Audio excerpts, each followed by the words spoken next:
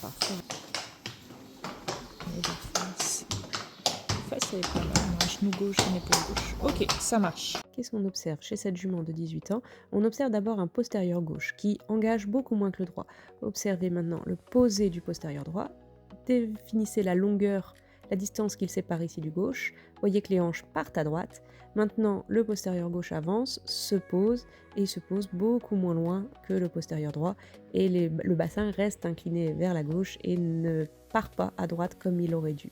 Ici, postérieur droit, il engage bien, les hanches se décalent à droite, puis le postérieur gauche avance, mais ne permet pas de ramener le bassin vers la gauche comme le fait le droit. La jument reste donc traversée à droite avec un postérieur droit qui sort un peu de la trace de l'antérieur et elle est presque même incurvée à droite. Elle aura probablement du mal à tourner à gauche, en tout cas à s'incurver à gauche. De face, on a un antérieur droit, regardez comme cet antérieur droit se pose loin en dehors de sa marque. C'est assez logique, souvent les chevaux se bloquent en diagonale, c'est-à-dire que l'on a un postérieur gauche qui est en difficulté et on a également un antérieur droit du coup qui compense et qui est en difficulté et qui s'éloigne fort de sa trace. Ça peut venir d'une épaule basse ou d'un antérieur, d'un high-low, en fait d'un antérieur droit qui est réellement bas, mais ça peut être aussi une compensation du mouvement de ce postérieur qui est insuffisant.